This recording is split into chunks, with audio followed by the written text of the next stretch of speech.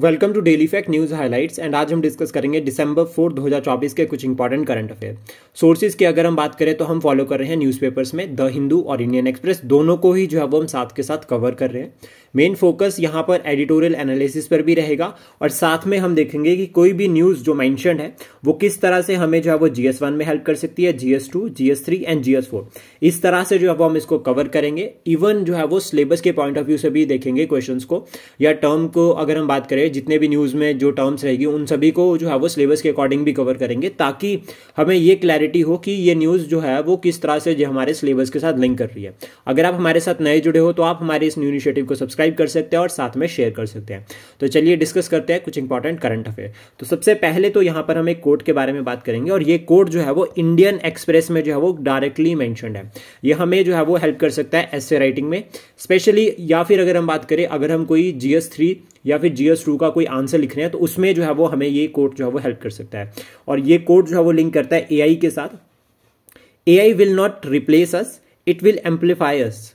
तो ये इंपॉर्टेंट रहेगा और ये कोट जो है वो आप लिख सकते हैं। इवन हमारे लिए AI का मतलब जो है वो एक तरह से एक तो आर्टिफिशियल इंटेलिजेंस हो गया और सेकंड एस्पिरेशनल भारत। ये हमारे प्राइम मिनिस्टर जी ने कहा है, उनके अभी रिसेंट जो एक 45 मिनट्स की स्पीच हुई थी उसमें इन्होंने ये जो है वो पॉइंट हाईलाइट किया था। तो हम इसको भी मेंस में लिख सकते हैं, आंसर राइटिंग में इन्वॉल्व कर सकते हैं कि हमारे लिए AI का मतलब सिर्फ आर्टिफिशियल इंटेलिजेंस नहीं है, हमारे लिए AI का मतलब एस्पिरेशनल इंडिया भी है। इस तरह से हम इसको लिंक करके पढ़ सकते हैं। देन उसके बाद आज जो है वो 4 जो दिसंबर की अगर हम बात करें तो आज जो है वो इंडियन नेवी डे जो है वो सेलिब्रेट किया जाता है। और ये डे जो है वो एक तरह से ऑनर पे किया जाता है जो ऑपरेशन ट्राइडेंट जो है वो इंडियन नेवी ने लॉन्च किया था ड्यूरिंग इंडो पाक वॉर इन 1971। 1971 जो है वो एक तरह से बांग्लादेश लिबरेशन वॉर भी यहाँ पर इसको कहा गया, जिसमें हमारी जो नेवी उन्होंने बहुत इंपॉर्टेंट रोल प्ले किया था। और अगर हम हमारी नेवी का जो मोटो है उसकी बात करें तो साम नो वरुण जो है वो मोटो है। ये एक संस्कृत काव्यांश है और इसका अगर हम मीनिंग की बात करें तो वो है हे वरुण हमारे लिए शुभ हो। ये मीनिंग है और कई बार मोटो भी जो है वो एग्जाम में पूछ लिया जाता है, तो इसको हम इस तरह से पढ़ सकते हैं। एयरफोर्स डे, ये इंपॉर्टेंट रहेगा कि आपको कमेंट बॉक्स में बताना है कि जो एयरफोर्स डे है वो कौन से दिन सेलिब्रेट किया जाता है। इसका आंसर आप कमेंट बॉक्स में बता सकते हैं। प्लस आर्मी डे को भी हम साथ में पढ़ सकते हैं कि आर्मी डे कब जो है वो सेलिब्रेट किया जाता है। तो ये भी आप जो है वो कमेंट बॉक्स में बता सकते हैं। 2 डेज को अगर हम साथ में लर्न कर देते हैं तो इससे जो पुलिस का एग्जाम होने जा रहा हो, जब पुलिस का एग्जाम होगा तो वहां पर अभी डे से रिलेटेड जो है वो सेपरेटली ये बता रखा है। देन उसके बाद नेक्स्ट जो न्यूज रहती है वो एक इंटरनेशनल न्यूज बनती है और ये IR पॉइंट ऑफ व्यू से हमारे लिए इंपॉर्टेंट है। India China have set ties on right track. ये किसने कहा है? हमारे जो फॉरेन मिनिस्टर है S जयशंकर जी। मतलब इन्होंने क्लियरली कहा कि जैसा जो हमारे बॉर्डर क्लैशेस चाइना के साथ है उसके रिगार्डिंग जो है वो यहाँ पर अभी जो है वो बॉर्डर डिस्प्यूट्स को डिप्लोमेटिक वे में एड्रेस किया जा रहा है। याद रखना, कोई भी बॉर्डर डिस्प्यूट है अगर तो उसको एग्जीक्यूटिव ऑर्डर से भी सॉल्व किया जा सकता है। हमें संविधान में अमेंडमेंट करने की जरूरत नहीं है। बॉर्डर क्लैशेस के रिगार्डिंग अगर कोई डिस्प्यूट है तो उसको जो है वो एग्जीक्यूटिव ऑर्डर के थ्रू, डिप्लोमेटिक टॉक्स के थ्रू सॉल्व किया जा सकता है। संविधान में अमेंडमेंट करने की जरूरत नहीं है। लेकिन अगर हमें कोई अपनी कोई टेरिटरी किसी फॉरेन कंट्री को देनी है या किसी फॉरेन कंट्री से टेरिटरी लेनी है तो उस केस में हमारे संविधान में अमेंडमेंट होगी। और वो संविधान जो अमेंडमेंट होगी हमारे संविधान में वो स्पेशल मेजॉरिटी से होगी या सिंपल मेजॉरिटी से होगी। ये क्वेश्चन एग्जाम में इस तरह से पूछा जा सकता है। तो इसलिए आपको बताना है कमेंट बॉक्स में कि यहाँ पर स्पेशल मेजॉरिटी को फॉलो किया जाएगा या फिर सिंपल मेजॉरिटी को फॉलो किया जाएगा जब जो है वो संविधान में अमेंडमेंट करने की बात हम कर रहे हैं। देन प्रीवियस अगर हम यहाँ पर बात करें, जिस तरह से अभी यहाँ पर ये कहा गया कि बॉर्डर डिस्प्यूट्स के रिगार्डिंग जो है वो डिप्लोमेटिक टॉक्स हो रहे हैं, डिफरेंट जो है वो बातचीत यहाँ पर की जा रही है।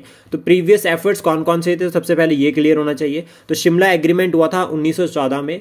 ये एग्रीमेंट जो है वो एक तरह से 3 पार्टीज के बीच में हो रखा है, इंडिया, चाइना और तिब्बत के रिप्रेजेंटेटिव्स। और यहाँ पर क्लियरली कहा गया था कि जो बाउंड्री होगी 1914 में जो बाउंड्री बनाई गई थी that is McMahon line, India और चाइना के बीच में है। और टोटल बॉर्डर लेंथ अगर हम बात करें इंडिया और चाइना के बीच में तो वो आती है 3488 किलोमीटर। ये ये जो है वो आपने यहाँ पर एक ध्यान रखना है कि सबसे जो बड़ी आती है वो आती है बांग्लादेश के साथ 4096 किलोमीटर। और आपको बताना है कि नेपाल और जो आपका इंडिया है, नेपाल और इंडिया के बीच में कितना बॉर्डर है, देन उसके बाद ये क्लियर हो जाएगा कि नेपाल पहले आता है या फिर चाइना पहले आता है। तो मतलब बॉर्डर के उसमें कि बॉर्डर लेंथ में सीक्वेंस वाइज भी क्वेश्चन पूछा जा सकता है कि बांग्लादेश तो सबसे पहले आता है, फिर उसके बाद नेपाल, देन फिर उसके बाद जो है वो चाइना। इस तरह से हम इसको क्लियर करके पढ़ सकते हैं। और इंपॉर्टेंट ये भी रहता है कि कौन कौन सी स्टेट्स जो है वो बॉर्डर शेयर करती है जब हम बात करते हैं नेपाल चाइना के साथ, या यूनियन टेरिटरीज कौन कौन सी है जो बॉर्डर शेयर करते हैं। इसको भी जो है वो मैप बेस्ड पढ़ सकते हैं, लर्न कर सकते हैं। देन उसके बाद अगर हम यहाँ पर बात करें पंचशील एग्रीमेंट जो 1954 में हुआ था, यहाँ पर बोथ कंट्रीज चाइना और इंडिया दोनों ने एग्री किया था कि एक दूसरे की जो टेरिटोरियल इंटीग्रिटी एंड सॉवरेनिटी है उसके रिस्पेक्ट करेंगे और इंटरफेयर नहीं करेंगे। लेकिन यहां पर क्या देखते हैं हम 1961-62 में इंडो सिनो वॉर, ये इंपॉर्टेंट जो है वो चैलेंज रहता है। प्लस यहां पर क्या होता है, फिर इसके बाद एक फाइनल एग्रीमेंट जो देखा गया है वो 2013 में देखा गया है, जो बोथ कंट्रीज के बीच में साइन हुआ, जिन्होंने ये टारगेट किया बॉर्डर डिफेंस कॉपरेशन एग्रीमेंट। एक तरह से इन्होंने टारगेट किया कि जो हमारा बॉर्डर रीजन है उसके लिए जो है वो हम वर्क करेंगे साथ में, और जो है वो मिलकर जो है वो बॉर्डर रीजन को जो है वो एक पीसफुल रीजन बनाएंगे, और ये एग्रीमेंट साइन किया था। लेकिन यहां पर क्या हुआ था, इसमें जो ये इसको करने का जो मेन कारण था यहां पर इस एग्रीमेंट को साइन करने का, वो जो डिप्सैंग है वहां पर जो डिप्सैंग वैली है वहां पर जो है वो वैली, उस वैली में जो है वो इनसे मतलब एक तरह से वायलेंट इंसिडेंट हो गए थे, या अगर हम बात करें एक तरह से दोनों आर्मीज आमने सामने आ गई थी, तो क्लैशेस देखे गए थे बॉर्डर, उसको एड्रेस करने के लिए यहाँ पर जो है वो ये एग्रीमेंट हुआ था, और ये हम जो है वो याद करके रख सकते हैं। प्लस चाइना के साथ कौन कौन सी स्टेट्स बॉर्डर शेयर कर रही है वो भी इंपॉर्टेंट रहता है। देन उसके बाद नेक्स्ट अगर हम बात करें तो यहाँ पर जो है वो हमारे प्रेसिडेंट है द्रौपदी मुर्मू जी, उन्होंने कहा है कि ट्रू ईज ऑफ लिविंग। तो सबसे पहले तो ये याद रखना है कि ईज ऑफ लिविंग की यहाँ पर बात की गई है, और उसमें भी इन्होंने ट्रू वर्ड ऐड किया है। तो ट्रू वर्ड की इंपॉर्टेंस कितनी है, इन्होंने ये बताया कि true ease of living only when it increases for दिव्यांगजन, मतलब जो हमारे दिव्यांगजन है यानी कि डिसेबल्ड, एक तरह से बात करें जो पर्सन विद डिसेबिलिटी है, उनके लिए जब हम ईज ऑफ लिविंग, उनकी लाइफ को ईजी बनाएंगे, तभी हम जो हमारा ईज ऑफ लिविंग का जो मेन जो टारगेट है वो जो है वो प्रॉपरली जो है वो सक्सेसफुल होगा, उसका मीनिंग तभी क्लियर होगा, यहां पर उन्होंने बताया। तो जो हमें एग्जाम पॉइंट ऑफ व्यू से पढ़ना है यहाँ से, वो प्रेसिडेंट ऑफ इंडिया के बारे में हम कुछ इंपॉर्टेंट आर्टिकल्स को याद कर सकते हैं। आर्टिकल 52 से लेकर आर्टिकल 61 तक हम याद कर सकते हैं, एग्जाम में आ जाता है, पूछा जा सकता है। देन यहाँ पर सबसे पहले आता है आर्टिकल 52, जिसमें ये कहा गया है कि हमारे यहाँ पर कोई प्रेसिडेंट ऑफ इंडिया होंगे। फिर आर्टिकल 53 में कहा गया है executive power of the union vested in the president of India, जितने भी डिसीजन जो यूनियन गवर्नमेंट के होते हैं वो सारे प्रेसिडेंट ऑफ इंडिया के नाम पे होते हैं। इलेक्शंस के आर्टिकल 54 में जो है वो इलेक्शंस की बात की गई है कि इलेक्शन जो है वो प्रेसिडेंट ऑफ इंडिया के होंगे पोस्ट के लिए, जो ये कॉन्स्टिट्यूशनल पोस्ट है एक तरह से। फिर उसके बाद 55 की अगर हम बात करें मैनर ऑफ द इलेक्शन, किस तरह से इलेक्शन होंगे वो यहाँ पर बता रखा है। 56 में जो है वो टर्म ऑफ ऑफिस के बारे में बता रखा है कि प्रेसिडेंट ऑफ इंडिया जो है वो 5 साल के लिए बनाए जाएंगे। देन उसके बाद 57th जो आर्टिकल आता है उसमें बताया गया एलिजिबिलिटी फॉर री इलेक्शन, की दोबारा से भी जो है वो री इलेक्ट हो सकते हैं और मल्टीपल टाइम हो सकती है।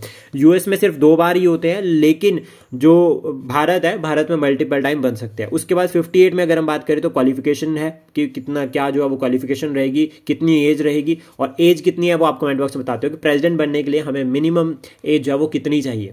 फिर उसके बाद आर्टिकल 59 की अगर हम बात करें यहाँ पर, तो conditions of the president office, यहां पर मेंशन है कि क्या क्या कंडीशंस है। 60 में अगर हम बात करें यहाँ पे, तो oath and affirmation by the president, और 61 impeachment of the president. Impeachment procedure है जो कि पार्लियामेंट के पास पावर है, और ये जो इंपीचमेंट की जो पावर है ये पार्लियामेंट को क्वासी जुडिशियल बॉडी बनाती है, ये हम याद कर सकते हैं। देन उसका अदर आर्टिकल्स अगर हम बात करें तो 143 आर्टिकल, जिसमें जो है वो एक तरह से प्रेसिडेंट जो है वो क्या कर सकते हैं, एडवाइस ले सकते हैं प्रेसिडेंट जो है वो एडवाइस ले सकते हैं सुप्रीम कोर्ट की यहाँ पे, कि उनको कोई अगर एडवाइस चाहिए तो इसके रिगार्डिंग। देन उसके बाद आर्टिकल 352, 356 और 360 इमरजेंसी प्रोविजंस, नेशनल इमरजेंसी 356 में हो गया स्टेट इमरजेंसी, और 360 फाइनेंशियल इमरजेंसी। इसकी पावर भी जो वो किसके पास होती है, प्रेसिडेंट ऑफ इंडिया के पास होती है। देन आर्टिकल 72 ये आजकल न्यूज में चल रहा है, पार्डनिंग पावर, और ये न्यूज में इसलिए है, अब हमारे यहाँ के पॉइंट ऑफ व्यू से नहीं पढ़ रहे, हम देख रहे हैं हम इसको न्यूज में, हम देख रहे हैं जो प्रेसिडेंट अभी प्रेजेंट टाइम में है यूएस के, उन्होंने अपने बेटे को जो है वो पार्डन किया है, तो उसके रिगार्डिंग जो है वो हमारे यहाँ पे जो पार्डनिंग पावर है वो इंपॉर्टेंट हो जाती है। प्लस साथ में याद रखना है, लास्ट क्लास में हमने डिस्कस किया था कि आर्टिकल 161 में जो है वो गवर्नर के पास भी जो है वो पार्डनिंग पावर होती है, लेकिन वाइडर पावर किसके पास होती है, प्रेसिडेंट ऑफ इंडिया के पास। एक तो कोर्ट मार्शल का केस यहां पर अप्लाई होता है, जिस केस में जो है वो प्रेसिडेंट ऑफ इंडिया के पास पावर होती है, और सेकंड जो डेथ पेनल्टी होती है, डेथ पेनल्टी की पावर भी जो है वो प्रेसिडेंट ऑफ इंडिया के पास होती है। उसके बाद आर्टिकल 123 ऑर्डिनेंस मेकिंग पावर है प्रेसिडेंट ऑफ इंडिया की, जब कोई सेशन जो है वो पार्लियामेंट में नहीं होता है तो उस केस में जो है वो यहाँ पे क्या कर सकते हैं, प्रेसिडेंट ऑफ इंडिया कानून बना सकते हैं, और 6 महीने के लिए कानून रहेगा, विद इन 6 मंथ जो है वो पार्लियामेंट से जो है वो कानून पास होना चाहिए। देन उसके बाद COP30 से लिंक करता है। अभी COP29 अभी रिसेंटली हुई, देखो COP29 अभी रिसेंटली हुई और COP30 जो है वो उसकी न्यूज़ भी जो है वो आ गई। कहीं ना कहीं जो COP29 है जो अजरबैजान बाकू में हुई उसने डिसअपॉइंट किया है। बहुत सारे जो डेवलपिंग कंट्रीज है उनको उनके रिप्रेजेंटेटिव्स यहाँ पर डिसअपॉइंट हुए हैं। इवन जो है वो केस भी हम देख रहे हैं कि इंटरनेशनल कोर्ट ऑफ जस्टिस जो है वो केस भी जो है वो COP29 के अकॉर्डिंग जो है वो हियर करना शुरू कर दिया उन्होंने। तो ये ओवरऑल अभी न्यूज़ में रहने वाला है और बहुत इंपॉर्टेंट रहेगा जब तक COP30 नहीं होती, क्योंकि कहीं ना कहीं क्लाइमेट चेंज जो है वो एक सबसे बड़ा चैलेंज अभी बनता जा रहा है और उसके रिगार्डिंग जो है वो डेवलप्ड कंट्रीज को तो कोई चैलेंज नहीं फेस करना पड़ रहा क्योंकि वो तो डेवलप्ड हो गया है, लेकिन जो डेवलपिंग कंट्रीज है, डेवलपिंग नेशंस है, उनको यहां पर चैलेंज फेस करना पड़ रहा है। उनको ये रह रहा है कि हम अभी क्लाइमेट चेंज की तरफ फोकस करें या डेवलपमेंट की तरफ फोकस करें। अगर हम डेवलपमेंट की तरफ जाते हैं तो डेफिनेटली है कि हम इमोशंस तो होते ही हैं, ठीक है, लेकिन फिर यहाँ पर जो है वो फंडिंग का कंसर्न भी रहता है। तो ये सभी इश्यूज जो है वो स्टिल यहाँ पर रहे, इसलिए ये कहा गया है कि COP29 एक फेलियर था। फ्रस्ट्रेशंस यहाँ पर रही, और फेलियर क्यों रहा? क्योंकि यहाँ पर आपको एक कोई भी जो है वो lack of unified global authority नहीं देखी गई है to address the climate change, या जो एडवर्स जो क्लाइमेट चेंज की वजह से एडवर्स क्लाइमेट चेंज इफेक्ट बढ़ रहे हैं उसकी तरफ आपको कोई भी एक जो है वो यूनिफाइड ग्लोबल अथॉरिटी नहीं देखने को मिली, ऐसा इस एडिटोरियल में मेंशन है। इसके बाद फ्रस्ट्रेशंस की अगर हम बात करें तो यहाँ पर डिमांड और डिसअपॉइंटमेंट्स की, हमने तो डिमांड 1 ट्रिलियन की थी लेकिन हमें तो $300 मिल गए, ठीक है, तो $300 मिलियन मिल गए, तो ये कम मिले हैं अमाउंट। जितना हमने ज़्यादा डिमांड की थी उतना नहीं मिला है डेवलप्ड कंट्री से, तो इसकी वजह से रहता है। फिर ये होप दिख रही है यहाँ से कि COP30 जो ब्राज़ील में होगी, ब्राज़ील में होने का मतलब क्या है, 1992 में अर्थ समिट हुआ था सबसे पहले ब्राज़ील में, उसके बाद COP अगेन जहाँ पर COP बनी थी वहीं दोबारा जा रही है अर्थ समिट, रियो अर्थ समिट, तो ये उस कंट्री में दोबारा से COP होगी। तो कहीं ना कहीं उम्मीद जो है वो एक दिखती है। पॉसिबल सोल्यूशंस जो इन्होंने बताए रिगार्डिंग की जो चैलेंजेस यहाँ पर फेस किए जा रहे हैं, तो उसमें सबसे पहले जो इन्होंने बात कर रखी है वो कर रखी है इनोवेटिव अप्रोच चाहिए, इनोवेटिव अप्रोच टू रिप्रेजेंटेशन, मतलब जो रिप्रेजेंटेशन होगी उसमें हमें एक इनोवेटिव अप्रोच चाहिए, ठीक है। उसके बाद एक granting equal rights to non humans को जो है वो इक्वल राइट्स ग्रांट करने हैं। जैसे फॉर एग्जांपल एक ओशियन अगर हम बात करें तो एक नॉन ह्यूमन है, इसको भी जो है वो ओशियन पे सबका अधिकार है और ओशियन की जब कंजर्वेशन की बात आती है तो कोई आगे नहीं आता। इवन सब अपनी अपनी टेरिटरी के बारे में सोचते हैं, लेकिन जो पूरे वर्ल्ड का है उस पर कोई फोकस नहीं करता। Transparency and accountability in COP processes, एक पॉसिबल सोल्यूशन ये भी हो सकता है कि जो COP प्रोसेस होगा, जितना भी मीटिंग हो रहा है, एग्रीमेंट हो रहा है, जहां पे भी हो रहा है, तो उसके रिगार्डिंग जो ट्रांसपेरेंसी एंड अकाउंटेबिलिटी एक कोर जो है वो एस्पेक्ट यहाँ पे रहता है। देन उसके बाद ओवरऑल यहाँ पर जो एक कंक्लूजन फॉर्म में अगर हम बात करें तो बात की जा रही है एक्शनेबल एंड मीनिंगफुल आउटकम, ये एक कोर पॉइंट है। और अगर आप टाइटल भी लिखना चाहते हैं तो इस तरह से टाइटल बना सकते हैं इस पूरे एडिटोरियल से कि यहाँ पर क्या किस तरह की बात की गई है। एक तो फेलियर ऑफ COP29 एंड उसके बाद एक्शनेबल एंड मीनिंगेबल आउटकम जो है वो एक रिक्वायरमेंट है जो कि COP30 में फुलफिल की जा सकती है। तो यहाँ पर ये कहा है कि rethinking of the framework for climate governance to include a wide range of prospectives and act as a bridge between policy and grass root actions. अब देखो ये क्या कह रहा है यहाँ पे, इन्होंने कहा कि जो फ्रेमवर्क है उसको एक रीथिंक करने की जरूरत है क्लाइमेट गवर्नेंस के रिगार्डिंग। सबसे पहला उसमें फिर कैसे रीथिंक करेंगे, उसमें कहा कि different wider range of perspectives को इंक्लूड करना चाहिए। मतलब अभी सिर्फ डेवलप्ड कंट्रीज ही नहीं सोचेगी, डेवलपिंग कंट्रीज भी सोचेगी, और डेवलपिंग कंट्रीज में भी जो रीजन सबसे ज्यादा इफेक्ट हो रहा है उससे पूछो, उससे पूछना चाहिए कि उसको क्या प्रॉब्लम, क्या क्या चैलेंजेस वो फेस कर रहा है। इस तरह से जो है यहाँ पर जो है वो इस एडिटोरियल में बताया गया है, इंपॉर्टेंट रहेगा काफी। देन उसके बाद नेक्स्ट जो एडिटोरियल है वो भी COP29 से लिंक करता है, और यहां पर बात की जा रही है NCQG, यानी कि न्यू कलेक्टिव क्वांटिफाइड गोल्स।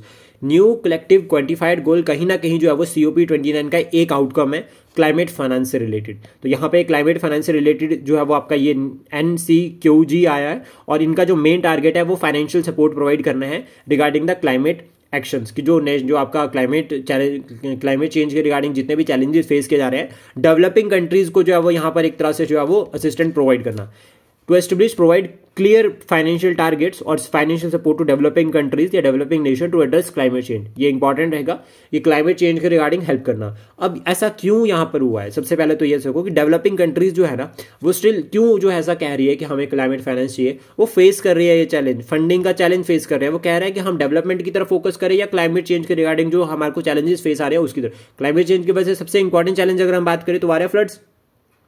एक बहुत कॉमन और बहुत इजी सा अगर हम समझे तो फ्लड्स जो है वो एक सबसे कॉमन एग्जांपल है। अब फ्लड्स की वजह से बहुत सारा नुकसान हो रहा है, जैसा अभी तमिलनाडु में देखा जा रहा है।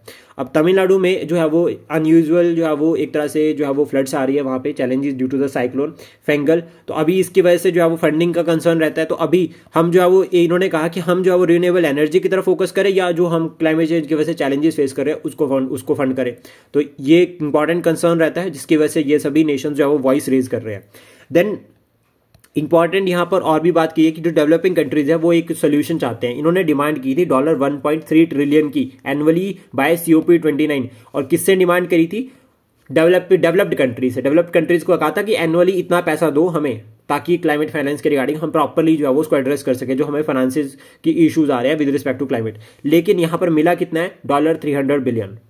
$300 बिलियन जो है वो एनुअली मिलेगा टिल 2035 तक। तो ये एक इंपॉर्टेंट कंसर्न रहता है, इंपॉर्टेंट चैलेंज रहता है जो कि COP29 में जो है वो सॉल्व नहीं हो पाया, सिर्फ इनिशिएटिव्स यहाँ पर लिए गए। देन उसके बाद अब जो डेवलप कंट्रीज है उनके फाइनेंशियल चैलेंजेस क्यों हैं, क्यों वो कह रहे हैं कि हमारे फाइनेंशियल चैलेंजेस है? तो सबसे पहले तो उन्होंने ये बताया कि जो रिन्यूएबल एनर्जी है, अगर हमें रिन्यूएबल एनर्जी की तरफ जाना है उसके लिए तो एक हाई कॉस्ट सबसे बड़ा चैलेंज रहता है। हाई कॉस्ट यानी कि इन्वेस्टमेंट, अगर हमें इंफ्रास्ट्रक्चर लगाना है रिन्यूएबल एनर्जी के रिगार्डिंग, कोई प्रोजेक्ट लगाना है तो उसमें बहुत खर्चा हो रहा है भाई, उस खर्चे को नहीं एड्रेस हम कर सकते। तो ग्रीन टेक्नोलॉजी को हम कैसे प्रमोट करेंगे? पहला पॉइंट। सेकंड उसके बाद ये हो गया कि हाई डेट बर्डन। चलो कोशिश ये रहेगी कि कुछ ना कुछ उधार लेके कर ले, लेकिन फिर उससे क्या होगा? हाई डेट बर्डन हो रहा है, उसके ऊपर इंटरेस्ट रेट, जो पैसा हमें मिल रहा है भाई वो भी बहुत हाई इंटरेस्ट रेट पे मिल रहा है। कि अगर कोई डेवलप्ड कंट्री या फिर अगर हम बात करें जैसे वर्ल्ड बैंक हो गया, अगर ये पैसा भी प्रोवाइड कर रहा है तो हाई लैंडिंग रेट पर पैसा मिल रहा है जिससे डेट बर्डन इंक्रीज हो रहा है। फिर ऑलरेडी क्लाइमेट फाइनेंस की वजह से भी जो है वो हम लोग डेट में चले जाएंगे, ऐसा डेवलपिंग कंट्रीज बोल रहे हैं। लिमिटेड ग्रांट्स, ऊपर से जो ग्रांट्स है वो लिमिटेड है, प्रॉपर ग्रांट्स यहाँ पर नहीं मिल रही है, ये भी एक चैलेंज है। करंट फंडिंग लेवल जो है वो करंट जो चैलेंजेस है, जो करंट अर्जेंसी है उसको एड्रेस नहीं कर पा रहा है, ये सबसे बड़ा कंसर्न है। तो इसको भी आप बता सकते हैं कि डेवलपिंग कंट्रीज के जो है वो क्या क्या फाइनेंशियल चैलेंजेस है with respect to the climate change. Then उसका सुजेशंस भी यहाँ से आए हैं, यानी कि वे फॉरवर्ड की फॉर्म में। तो इन्होंने सबसे पहले कहा कि एक जो है वो वाइडर डिस्कशन होना चाहिए। जो न्यू NCQG ये बना है, न्यू जो क्लाइमेट फाइनेंस के रिगार्डिंग गोल्स जो टारगेट की हैं, इसमें जो है वो एक वाइडर डिस्कशन होना चाहिए सबसे पहले, जिसमें ग्रेटर कमिटमेंट की तरफ फोकस करना चाहिए। 1.3 ट्रिलियन पैसा देना पड़ेगा डेवलपिंग कंट्रीज को, डेवलप्ड कंट्रीज को, डेवलपिंग कंट्रीज को। तो ये इंपॉर्टेंट रहेगा। तो ये याद रखना है, डेवलप्ड कंट्रीज को पैसा देना पड़ेगा डेवलपिंग कंट्रीज को। ये इंपॉर्टेंट, क्योंकि डेवलप्ड कंट्रीज जब डेवलप्ड हुई तो उन्होंने बहुत सारा पोल्यूशन किया, और वो पोल्यूशन कौन भुगत रहा है? छोटे छोटे आइलैंड नेशंस, क्योंकि सी लेवल राइज हो रहा है। अभी क्लाइमेट चेंज के इंपैक्ट देख रहे हैं ना, पहले तो नहीं पता चल रहा था। फिर ट्रिपल एनुअल फाइनेंशियल सपोर्ट, ये एक कोर इंपॉर्टेंट रहता है कि जो एनुअल फाइनेंशियल सपोर्ट है उसको ट्रिपल करना चाहिए। अभी जो 300 किया है उसको 900, कम से कम 900 तक तो लेकर जाओ। फोकस ऑन क्लाइमेट चेंज के ऊपर फोकस करने की बहुत ज्यादा जरूरत है, ऐसा इन्होंने बताया। इंडियन पॉइंट ऑफ व्यू की बात करें, अब भारत का क्या स्टैंड रहता है? देखो, भारत भी एक डेवलपिंग कंट्री है और भारत के डेवलप्ड कंट्रीज दोस्त हैं, तो डायरेक्टली तो हम उनको नहीं बोल सकते भाई क्लाइमेट चेंज के रिगार्डिंग इतना पैसा दे दो। तो हम ये क्या कह रहे हैं? हम हाई इन्वेस्टमेंट कर रहे हैं, और हमने ये कहा FDI के थ्रू, हमने कहा डेवलप्ड कंट्री को कि भाई आप आओ, आप खुद इन्वेस्ट करो। तो हमने एक सोल्यूशन बनाया इन्वेस्टमेंट का कि आप खुद इन्वेस्ट करो। हमने शुरू किया international solar alliance along with France, developed country, France के साथ शुरू किया। तो हमने कहा कि हम एक डेवलप्ड कंट्री को लेकर साथ में चल रहे हैं, जिसमें हमने टारगेट रखा है 1 वर्ल्ड 1 सन 1 ग्रिड का इनिशिएटिव। तो इसमें जितनी भी ट्रॉपिक ऑफ कैंसर और ट्रॉपिक ऑफ कैप्रिकॉर्न के बीच में जितनी भी नेशंस है वो सभी सोलर एनर्जी की तरफ फोकस कर रही है। तो मिलकर जो है वो सब साथ में लड़ेंगे। इन्होंने हमारा टारगेट ये रहेगा, रियूज, रिड्यूस, रिसाइकल। इन्होंने हमारा जो मेन टारगेट है, भारत का जो मेन क्लियर यहाँ पे टारगेट आ रहा है वो आ रहा है R3 के ऊपर, रियूज, रिड्यूस एंड रिसाइकल। हम कोशिश करेंगे कि हम रिसाइकिल करेंगे चीजों को, ताकि हम जो dependence both renewable and non renewable पर कम कर सके। फोकस किया है कॉपरेशन पर, वही इसका एक सबसे बड़ा एग्जांपल रहता है इंटरनेशनल सोलर अलायंस। हम जो है वो ग्लोबल साउथ कोऑर्डिनेशन कर रहे हैं कि जितनी भी डेवलपिंग कंट्रीज है उनको साथ में लेकर चल रहे हैं। उनको कहना है कि अब छोड़ो उनको, हम मिलकर करते हैं, मिलकर कुछ सोल्यूशन निकालते हैं, एक दूसरे की हेल्प करते हैं। इस तरह की आइडियोलॉजी है वो भारत जो वो भी पूरे वर्ल्ड के सामने रख रहा है। इंपॉर्टेंट रहेगा सारा का सारा गेम COP29 का है, ठीक है। तो यहाँ पे जो सोल्यूशन रहेगा, सबसे पहले तो याद रखना है कि COP29 जो है वो प्रॉपरली जो फाइनेंशियल जो चैलेंजेस थे उनको एड्रेस नहीं कर पाया। तो जो हमारी एक्चुअल रिक्वायरमेंट थी वो स्टिल पेंडिंग रह गई। तो यहाँ पर जो सोल्यूशंस रहते हैं, तो सबसे पहला तो एक क्लाइमेट फाइनेंस पर रहता है, क्योंकि नीड समय की जरूरत है अभी क्लाइमेट फाइनेंस, एक ये फोकस हो सकता है। सेकेंड, उसके बाद यहाँ पर ये बता सकते हैं कि and emphasise on equitable, transparent and grant based solution to support, मतलब यहाँ पे जो है वो transparent and grant based solution अभी हमें ढूंढने पड़ेंगे। सस्टेनेबल डेवलपमेंट की तरफ फोकस करना पड़ेगा, जिसमें अगर हम बात करें एसडीजीज के रिगार्डिंग तो 17 हमने टारगेट रखे थे, 169 गोल्स है, 2015 में इसको हमने अडॉप्ट किया था और टारगेट हमारा इसको अचीव करने का है 2030 तक सस्टेनेबल डेवलपमेंट गोल्स। और G20 मेंबर्स में अगर हम बात करें तो भारत एक अकेला ऐसा कंट्री है जिसने अपने सस्टेनेबल डेवलपमेंट गोल्स को अचीव करने के टारगेट को बिल्कुल एग्जैक्ट फॉलो कर रहा है। ग्लोबल साउथ एक इंपॉर्टेंट पॉइंट रहता है, क्योंकि ग्लोबल साउथ जो है वो डेवलपिंग कंट्रीज इंक्लूड हो रही है और सबसे ज्यादा जो इफेक्ट हो रहा है वो भी जो है वो आपका ग्लोबल साउथ ही हो रहा है। तो ये एक इंपॉर्टेंट कंसर्न रहता है, तो ग्लोबल साउथ इसीलिए वॉइस भी रेज कर रहा है। और साथ में हमें एक कंसेप्ट को प्रमोट करना पड़ेगा, one world one family and one health concept को। जब भी हम बात करते हैं एनवायरमेंट और ह्यूमन बीइंग दोनों को साथ में लिंक करना पड़ेगा। सारी की सारी बहस, सारी की सारी लड़ाई एक टॉपिक पर आकर रुक जाती है। एक तो पहला हो गया COP, कॉन्फ्रेंस ऑफ पार्टीज, और ये लिंक कहां से कर रही है, UNFCCC, United nation convention on climate change, United nation framework convention on climate change. ये इंपॉर्टेंट है, सारा का सारा कंसेप्ट इसी से लिंक करता है, तो इसको पढ़ना बहुत जरूरी रहेगा, इंपॉर्टेंट रहेगा, बेसिक है क्योंकि। तो सबसे पहले तो याद रखना है कि अर्थ समिट हुआ था, रियो अर्थ समिट ब्राजील में 1992 में, जहां पर जो है वो एक तरह से इंटरनेशनल एनवायरमेंट ट्रीटी की फॉर्म में UNFCCC को बनाया गया। तो 1992 में ये बन रखी है, ठीक है, ये कॉन्फ्रेंस। और जो हमें याद रखना है वो ये, और ये क्यों याद रखना है वो इसलिए भी क्योंकि COP30 ब्राजील में होने जा रही है। तो ये 1992 को अर्थ पार्लियामेंट भी कहा गया है, तो याद रखना है इसको क्या कहा गया है, अर्थ पार्लियामेंट। और यहां पर जो है वो एक तरह से मतलब जो ये फ्रेमवर्क बना UNFCCC, ये ग्राउंड वर्क जो है वो फंडामेंटल फ्रेमवर्क है to combat climate change. Climate change से लड़ने के लिए जो है वो एक इंपॉर्टेंट इनिशिएटिव है, फ्रेमवर्क बिल्कुल ग्राउंड लेवल, या अगर हम बात करें फंडामेंटल एक तरह से। फिर उसके बाद जो है वो केम इनटू फोर्स, अगर हम बात करें, ये एग्जाम में पूछा गया है ऑलरेडी एक बार कि जो आपका UNFCCC बना था ये कब जो है वो केम इनटू फोर्स हुआ, 21 मार्च को। 21 मार्च 1994 में जो है वो इसने काम करना शुरू किया, ये लागू हुआ। अब ये 21 मार्च को क्यों हुआ, क्योंकि इस दिन इंटरनेशनल फॉरेस्ट डे सेलिब्रेट किया जाता है। देखो कंसेप्ट किस तरह से आपस में लिंक कर रहे हैं और प्रीलिम्स में किस तरह से हेल्प कर सकते हैं। उसके बाद की एग्रीमेंट्स अगर हम बात करें जो अभी तक हो रखे हैं, तो सबसे पहला तो 1997 का क्योटो प्रोटोकॉल है। ये एक लीगली बाइंडिंग जो है वो एग्रीमेंट हुआ, प्रोटोकॉल हुआ। इसमें ये टारगेट किया गया कि जो ग्रीन हाउस गैसेज इमिशन है उसको कम करना है, reduction of the green house gases यहां पर क्लियरली जो वो टारगेट किया गया और ये लीगली बाइंडिंग था। देन यहां पर कार्बन ट्रेडिंग मैकेनिज्म और क्लीन डेवलपमेंट मैकेनिज्म, ये दो कंसेप्ट भी यहां पर इंट्रोड्यूस हुए थे। तो अगर क्वेश्चन आता है कार्बन ट्रेडिंग मैकेनिज्म का कि सबसे पहले कौन से एग्रीमेंट पे इंट्रोड्यूस हुआ था, तो काइटो प्रोटोकॉल हम बता सकते हैं 1997 का। देन उसके बाद पेरिस एग्रीमेंट हुआ था एक, और ये पेरिस एग्रीमेंट 2015 में हुआ। यहां पर इंटरनेशनल सोलर अलायंस बन रखी है, फ्रांस और इंडिया दोनों ने ये बनाई।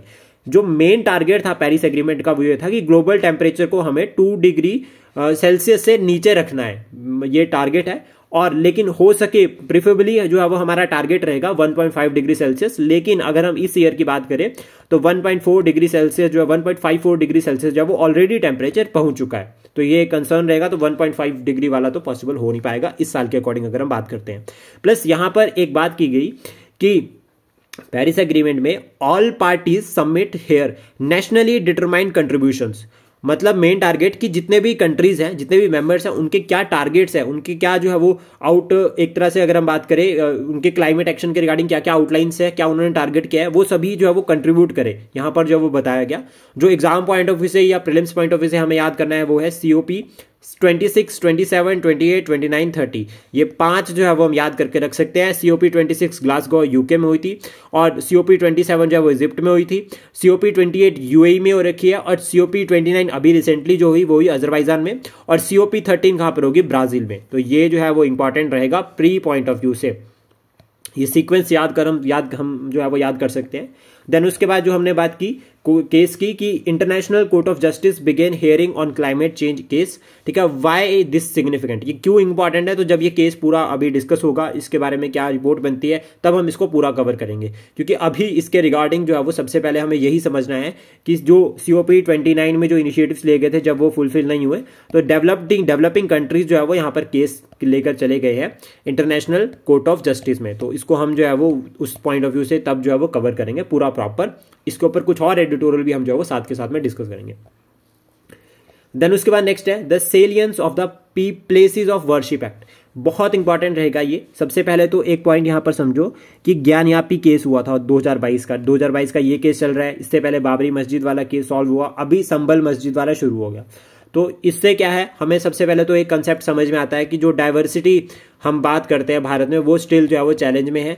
एक साथ रहने के लिए जो है वो अगर रह रहे हैं लोग, तो कॉमनल क्लैशेस यहाँ पर देखे जा रहे हैं। तो हम एक बता सकते हैं कि यूनिटी इन डाइवर्सिटी जो कंसेप्ट है हमारा, उसके लिए चैलेंज रहता है कॉमनल क्लैशेस का। और ये जो कॉमनल क्लैशेस और वॉयलेंस है, इसको हम एज ए एग्जाम्पल ऐड कर सकते हैं कि हमारी सोसाइटी के लिए क्या क्या चैलेंजेस है। तो उसमें हम इस तरह के एग्जाम्पल्स को ऐड कर सकते हैं। इस एडिटोरियल में जो है वो सेकुलरिज्म के कंसेप्ट को भी हम जो है वो पढ़ सकते हैं। तो यहाँ पर पॉजिटिव और नेगेटिव सेकुलरिज्म, ये दो कंसेप्ट हम समझ सकते हैं। और साथ में ही सोशलिज्म को भी हम पढ़ सकते हैं कि सोशलिज्म प्लस सोशलिज्म के कंसेप्ट को अगर हमें पढ़ना है तो हमें डेमोक्रेटिक सोशलिज्म की फॉर्म में इसको पढ़ना चाहिए, क्योंकि भारत एक डेमोक्रेटिक सोशलिज्म को फॉलो करता है, जिसमें सोशल वेलफेयर की बात की जाती है कि सब कुछ किसका है, लोगों का है। चाहे वो कोई अमीर है, चाहे वो कोई गरीब है, लेकिन सबका किसका है, लोगों का है। ऐसा यहां पर जो वो डेमोक्रेटिक सोशलिज्म का आता है। और गवर्नमेंट की ये रिस्पॉन्सिबिलिटी बनती है कि वो वेलफेयर को प्रमोट करे। तो वेलफेयर का जब प्रमोशन की हमें बात करनी है, तो हमें एक पुअर का भी ध्यान रखना है, हमें एक रिच का भी ध्यान रखना है। सरकार का जो है वो ऐसा टारगेट रहेगा, और दैट मीन सरकार को जो है वो एक बैलेंस्ड अप्रोच को लेकर चलना पड़ता है। और ये क्लियरली भी कहा गया है कि अगर रिच के पास ज्यादा वेल्थ कंसंट्रेट हो रही है, तो सरकार ऐसे कर सकते हैं, वेल्थ रिडिस्ट्रीब्यूशन कर सकती है, ताकि इक्वालिटी के कंसेप्ट को भी प्रमोट किया जा सके। पॉजिटिव और नेगेटिव कंसेप्ट पढ़ना पड़ेगा सेकुलरिज्म का, प्लस राइट टू रिलीजन यहां से पढ़ना जरूरी है। 25 से लेकर 28 तक एक तो ये पढ़ना है। देन उसका 29 और 30 राइट टू माइनॉरिटीज, ये भी पढ़ने जरूरी रहेंगे। प्री पॉइंट ऑफ व्यू से क्वेश्चन बन सकता है, और इसको हम पूरा डिटेल में डिस्कस करेंगे जब हमें कोई और नया इसके रिगार्डिंग एडिटोरियल मिलेगा। तो हम पूरा डिटेल में जाएंगे, जो अभी रिसेंट केस है, ठीक है, या फिर इसका सोल्यूशन क्या हो सकता है। एडिटोरियल्स जो है वो डिफरेंट IPS या बहुत इंटेलेक्चुअल पर्सन लिखते हैं, तो उससे हमें एक पॉइंट ऑफ व्यू मिलेगा, कंक्लूजन मिलेगा, अच्छे पॉइंट्स मिलेंगे। और यहाँ पर बेसिक स्ट्रक्चर के डॉक्ट्राइन को भी हम पढ़ सकते हैं, क्योंकि कहीं ना कहीं लिंक करता है बेसिक स्ट्रक्चर का डॉक्ट्राइन। जब हम बात करते हैं रिलीजन, तो रिलीजियस यानी कि सोशलिज्म, सेकुलरिज्म, ये कंसेप्ट जो है वो बेसिक स्ट्रक्चर का फीचर है। तो केशवानंदा भारती केस 1973, ये भी इंपॉर्टेंट हो जाता है।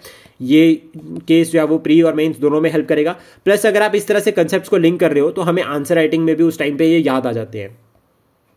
देन उसके बाद नेक्स्ट है भोपाल गैस ट्रेजेडी जो हुई थी 1984 में, 2 और 3 दिसंबर की रात को ये हुई थी, ठीक है। रात में जो है वो ये जो डिजास्टर हुई, और इसका जो इम्पैक्ट अगर हम बात करें, 40 साल इसको पूरे कंप्लीट हो चुके हैं, स्टिल बहुत सारे चैलेंजेस फेस किए थे। उस टाइम अगर हम बात करें तो 1991 तक जो है वो 3900 अबव 3900 जो है वो डेथ जो है वो ड्यू टू दिस देखी गई है। और इसमें जो गैस रिलीज हुई है वो मिथाइल आइसोसाइनेट थी, मिथाइल आइसो, तो याद रखना है, मिथाइल आइसोसाइनेट जो है वो गैस थी जो रिलीज हुई थी, यहाँ पे इंपॉर्टेंट रहेगा। और गैस का नाम एग्जाम में काफी बार पूछा भी गया है।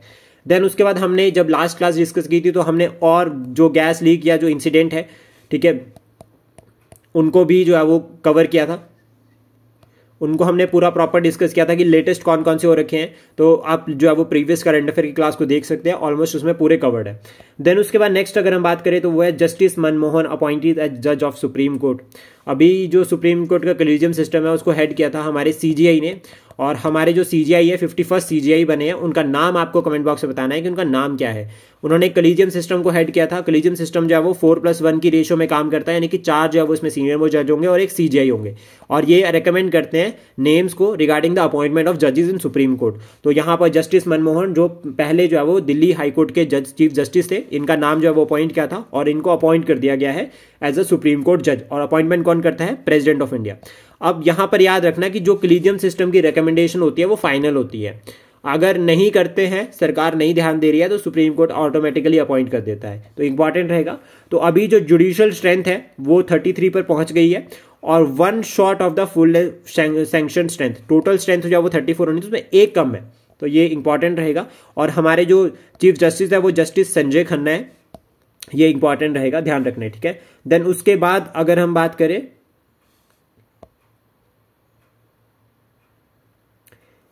नेक्स्ट जो क्वेश्चन लिंक करता है वो 95% कोटा जो है वो इन जॉब्स लद्दाख के जो लोग हैं उनको मिलेगा। गवर्नमेंट ने एग्री किया है इसको कि 95% जो है वो लोकल्स के लिए जो है वो कोटा रहेगा लद्दाख यूनियन टेरिटरी में। जम्मू कश्मीर को बाइफरकेट किया गया था 2 टेरिटरीज में, पूरी स्टेट को, एक जम्मू एंड कश्मीर और दूसरा लद्दाख, 2 यूनियन टेरिटरीज बनाई गई। तो अभी जम्मू एंड कश्मीर के पास लेजिस्लेटिव काउंसिल, लेजिस्लेटिव असेंबली उनकी अपनी आ गई है, लेकिन लद्दाख जो है वो यूनियन टेरिटरी रहेगा अंडर सेंट्रल गवर्नमेंट। तो जो हमारी यूनियन होम मिनिस्ट्री है उन्होंने ये कहा है कि 95% जो है वो जम्मू लद्दाख के लिए जो है वो यहाँ पर जो है वो जो लद्दाख में जो लोग रह रहे हैं उनके लिए 95% जो है वो जो एक तरह से जो है वो जॉब कोटा रहेगा, यानी कि उनको जो है वो लोकल्स को यहाँ पर 95% जो है वो एम्प्लॉयमेंट मिलेगी, ऐसा कहा गया है। देन उसके बाद एक पॉइंट और याद रखना है कि लद्दाख जो है वो 2 कंट्रीज के साथ बॉर्डर शेयर कर रहा है। पहला तो चाइना हो गया जो कि तिब्बत वाला रीजन हो गया, और सेकंड पाकिस्तान, और थर्ड भी यहाँ पर इंक्लूड होती है कंट्री होती है अफगानिस्तान। अफगानिस्तान के साथ जो बॉर्डर शेयर करता है वो डूरान लाइन है 106 किलोमीटर, पाकिस्तान के साथ जो शेयर करता है वो रेड क्लिफी लाइन है, और चाइना के साथ जो आती है वो मैकमोहन लाइन। ये लाइन हम पढ़ सकते हैं। लाइन ऑफ कंट्रोल जो है वो चाइना पाकिस्तान के साथ है, और लाइन ऑफ एक्चुअल कंट्रोल वो जो है वो चाइना के साथ है। तो इस तरह से कंसेप्ट को जो है लिंक करके हम पढ़ सकते हैं और लर्न कर सकते हैं। तो बेसिक हमने लद्दाख के बारे में बात कर दिया, और साथ में जब हमने बॉर्डर्स को भी देख लिया। उसके बाद वर्ल्ड वाइल्ड लाइफ डे, ये 4 दिसंबर को जो है वो सेलिब्रेट किया जाता है, ऑब्जर्व किया जाता है, और world wild life conservation day हम इसको कहते हैं। थीम अगर हम बात करें 2024 के लिए वो है connecting people and planet, exploring digital innovation in wild life conservation. तो ये थीम जो है वो काफी इंपॉर्टेंट रहेगी। देन उसके बाद जो नेक्स्ट न्यूज है, देखो एक तो नाटो के बारे में बात कर रखी है, और दूसरा साउथ कोरिया। साउथ कोरिया के प्रेसिडेंट ने रिसेंटली जो है वो मार्शल लॉ जो है वो लगा दिया है अपनी कंट्री में, और उनका ये कहना है कि नॉर्थ की तरफ से चैलेंजेस देखे जा रहे हैं, तो इसलिए जो है वो मार्शल लॉ जो है वो लगाया गया। Parliament vote is against move, parliament ने जो इसके अगेंस्ट जो है वो अगेंस्ट जो है वो एक तरह से वोट किया है इस मूव के अगेंस्ट। अब इससे साउथ कोरिया इंपॉर्टेंट हो जाता है। तो साउथ कोरिया और इंडिया इन दोनों के रिलेशंस को हम जो है वो IR पॉइंट ऑफ व्यू से पढ़ेंगे और पूरा डिस्कस करेंगे। और साउथ कोरिया की अगर हम बात करते हैं, north Korea versus south Korea रहता है, ठीक है, और इसमें जो है वो US जो है वो साउथ कोरिया को सपोर्ट करता है, और रशिया जो है वो नॉर्थ कोरिया को सपोर्ट करता है। अब इंपॉर्टेंट रहेगा ये, नॉर्थ कोरिया और रशिया के बीच में अभी भी जो है वो डिप्लोमेटिक टॉक्स हो रहे हैं, और अभी रिसेंटली ये न्यूज़ में भी था। तो इसके कंसर्न रहता है कि नॉर्थ कोरिया जो है वो रशिया की तरफ जिस तरह से मूव कर रहा है, तो यहाँ पर साउथ कोरिया ने जो है वो साउथ कोरिया के जो प्रेसिडेंट है, ठीक है, योन सुक योल जो है वो वहां के प्रेसिडेंट है, उन्होंने क्या किया है, अभी डिक्लेयर किया है मार्शल लॉ। नाटो की अगर हम बात करें, NATO chief avoid to talk of Ukraine's membership, Ukraine की जो मेंबरशिप है नाटो में उसके रिगार्डिंग जो उन्होंने बात करने से मना कर दिया। तो सबसे पहले तो नाटो चीफ कौन है, वो मार्क रूटे जो है वो आपके नाटो के चीफ है, और नाटो में जो है वो 32 मेंबर्स है। इसमें अगर हम लेटेस्ट मेंबर्स की बात करें तो फिनलैंड और स्वीडन जो है वो 2 नए मेंबर बने, इंपॉर्टेंट रहेगा। और नाटो जो वर्क करती है, प्रिंसिपल जो उनका रहता है वो रहता है कलेक्टिव डिफेंस का, कलेक्टिव डिफेंस का। अब आपके लिए यहां से मेंस पॉइंट ऑफ व्यू का एक क्वेश्चन है, आपको इसका आंसर करना है कि इंडिया को नाटो ज्वाइन करना चाहिए या नहीं। आपको इसके लिए पॉजिटिव पॉइंट्स बताना है, यानी कि आर्गुमेंट इन फेवर, और नेगेटिव पॉइंट, नहीं करना चाहिए तो क्यों नहीं करना चाहिए, और करना चाहिए तो क्यों करना चाहिए। इस तरह से बैलेंस एक आंसर आप लिख सकते हैं, और ये आंसर आप हमें शेयर कर सकते हैं ऑन टेलीग्राम। देन उसके बाद नेक्स्ट जो यहाँ पर टॉपिक रहेगा, ये काफ़ी अभी न्यूज़ में रहने वाला है और बहुत ज़्यादा इंपॉर्टेंट होगा। सबसे पहले तो यहाँ पर मॉनेटरी पॉलिसी कमेटी की बात की जाएगी, फिर उसके बाद यहाँ पर RBI के बारे में अभी हम बात कर सकते हैं, इंपॉर्टेंट रहेगा। तो इन्फ्लेशन के रिगार्डिंग भी हम बात करेंगे कि इन्फ्लेशन होती क्या है, ये इंपॉर्टेंट जो वो टर्म यहाँ से मिलती है। सेकेंड उसके बाद GDP के बारे में मिलते हैं, क्योंकि हम देख रहे हैं कि इस बार जो GDP अपडेट्स हुए इस क्वार्टर के, उसमें देखा गया कि लोएस्ट जो है वो ग्रोथ देखी गई है। तो कहीं ना कहीं ये कंसर्न रहता है, चैलेंज रहता है। तो इसके regarding monetary policy committee important हो जाती है, जो कि मार्केट में लिक्विडिटी के रिगार्डिंग मेजर्स लेती है। Monetary policy committee even like monetary policy framework important रहता है। RBI जो है वो मॉनेटरी पॉलिसी के रिगार्डिंग इनिशिएटिव्स टारगेट करता है, और मॉनेटरी पॉलिसी कमेटी में कितने मेंबर्स होते हैं, ये 6 मेंबर्स होते हैं, याद रखना है। 3 जो है वो RBI के साइड से होते हैं, 3 गवर्नमेंट के साइड से होते हैं। तो ये कुछ इंपॉर्टेंट कोर कंसेप्ट है जो हमें पढ़ने हैं। RBI की अगर हम बात करें तो 1934 का RBI एक्ट था, उसके अकॉर्डिंग ये बन रखा है। इन्फ्लेशन अगर हम पढ़ेंगे, इन्फ्लेशन होती क्या है और इन्फ्लेशन का GDP पर क्या इंपैक्ट पड़ता है, ये पूरा कंसेप्ट जो है वो इंपॉर्टेंट रहेगा। और इसको अभी जो है वो जैसे जैसे न्यूज़ में रहेगा, क्योंकि अभी काफ़ी न्यूज़ में रहने वाला है। इवन GST काउंसिल भी जो है वो यहाँ से न्यूज़ में रहेगी, इसको भी जो है वो हम साथ के साथ में कवर करेंगे। टारगेट यही रहेगा हमारा कोर टारगेट, कि जो ये एडिटोरियल्स हैं सभी को मिक्स करेंगे, प्रॉपर फाइनल में समझेंगे एक तरह से, ताकि हम जो है वो टाइम भी सेव कर सकें और एक स्मार्ट स्ट्रेटेजी को फॉलो करें। उसके बाद जो नेक्स्ट जो न्यूज़ रहती है वो बहुत इंपॉर्टेंट न्यूज़ रहती है, ट्रंप के रिगार्डिंग है, जो उन्होंने कहा कि हम 100% जो है वो टैरिफ लगाएंगे ब्रिक्स मेंबर्स के ऊपर अगर वो डॉलर को अवॉइड करते हैं। अब ये किस तरह से इंपॉर्टेंट है हमारे लिए, देखो सबसे पहले तो ये समझो कि अगर ब्रिक्स मेंबर्स क्या करते हैं, डॉलर को अवॉइड करने का मतलब क्या हो गया कि हम जो है वो अपनी लोकल करेंसी में ट्रेड करेंगे, या ब्रिक्स मेंबर्स ये सोच रहे हैं कि हम जो है वो नई करेंसी बना देते हैं। तो US के जो इलेक्टेड प्रेसिडेंट है अभी, उन्होंने वार्निंग दी है कि अगर ऐसा होता है तो फाइनली जो है वो ये देखा जाएगा कि जो ब्रिक्स मेंबर्स हैं उनके ऊपर 100% टैरिफ लगाए गए। अब इसका इंपैक्ट जो है वो यूएस के ऊपर भी पड़ेगा, क्योंकि यूएस टॉप डेस्टिनेशन साइट है इंपोर्ट के पॉइंट ऑफ व्यू से। अगर 100% टैरिफ होगा तो कौन कंट्री वहां पर गुड्स एंड सर्विसेज अपने बेचने जाएगी। इवन लाइक अगर हम बात करें इंपोर्ट डिपेंडेंस जो है वो इंपोर्ट की बात पॉइंट ऑफ व्यू से बात करें तो चाइना, मैक्सिको और कनाडा, ये 3 नेशंस है जो कि यूएस में सबसे ज़्यादा इंपोर्ट करते हैं। तो अभी अगर यहाँ पर 100% टैरिफ लगता है तो चाइना तो ऑलरेडी बाहर हो गया। तो अगर चाइना के ऊपर 100% टैरिफ लगता है तो मैक्सिको और कनाडा के पास अपॉर्चुनिटी रहेगी, लेकिन मैक्सिको और कनाडा को भी कहा कि 25% टैरिफ लगा सकते हैं। तो इसका मतलब क्या हो गया कि ऑप्शन अभी ढूंढना पड़ेगा। अगर ये 100% टैरिफ लगता है तो आपके पास एक ऑप्शन होना चाहिए जहां पर अपने आप गुड्स एंड सर्विसेज को जो है वो एक मार्केट ढूंढोगे गुड्स एंड सर्विसेज के लिए। तो इंडिया के पास भी अपॉर्चुनिटी रह सकती है, लेकिन हमारे लिए कंसर्न पॉइंट यहाँ पर यह है कि यूएस हमारा दोस्त है। यूएसए के साथ हम रेगुलर जो है वो बातचीत कर रहे हैं, ठीक है, रेगुलर हमारे जो है वो रिलेशन जो है वो ट्रेड रिलेशन इंप्रूव हो रहे हैं। इवन अगर हम बात करें हमारी बायलैटरल ट्रेड, सरप्लस ट्रेड हम जो है वो यूएस के साथ डिफेंस इक्विपमेंट्स हम यूएस से ले रहे हैं। और जिस तरह से जो है वो दोस्ती जो है वो प्रेसिडेंट, हमारे जो इलेक्टेड प्रेसिडेंट है जो अभी डोनाल्ड ट्रंप और इंडियन प्राइम मिनिस्टर, उन दोनों के बीच में जिस तरह से दोस्ती है, तो ये कंसर्न रहता है कि इंडिया क्या स्ट्रेटेजी को फॉलो करता है। प्लस हमारे जो फॉरेन मिनिस्टर, उन्होंने ये क्लियरली कहा कि जो हमारा टारगेट ही नहीं है डॉलर को अवॉइड करने का। हमारी जो फॉरेन पॉलिसी है या हमारी जो इकोनॉमिक पॉलिसी है, फॉरेन पॉलिसी या स्ट्रेटेजिक पॉलिसी या इकोनॉमिक पॉलिसी, उसमें कहीं भी हमने ये टारगेट ही नहीं किया कि हमें डॉलर को बाइक आउट करना है। हमारा है ही नहीं कि हमें डॉलर को अवॉइड करना है। हम एक बैलेंस्ड अप्रोच लेकर चल रहे हैं और हमारा जो कोर टारगेट है वो पूरा अपने इंटरेस्ट को प्रमोट करना है, ग्लोबल बैलेंस बनाकर रखना है, ग्लोबल ट्रेड को प्रमोट करना है, मेन टारगेट यहां पर है। प्लस एक इंपॉर्टेंट पॉइंट यहां पर फिर ये भी हाईलाइट होता है कि अगर 100% टैरिफ लगता है तो चाइना की एम्बेसी ने ये क्लियरली बताया कि इससे फिर जो है आपको ट्रेड वॉर देखने को मिल सकती है, और ट्रेड वॉर से फिर जो है वो पूरा वर्ल्ड ही इफेक्ट होगा, सिर्फ यूएस चाइना नहीं होंगे। तो ये थे हमारे कुछ आज के important news highlights. I hope ये इनिशिएटिव आपको अच्छा लगा हो। जल्दी मिलते हैं नेक्स्ट डे के करंट अफेयर के साथ। Thank you, please support, share and subscribe daily fact.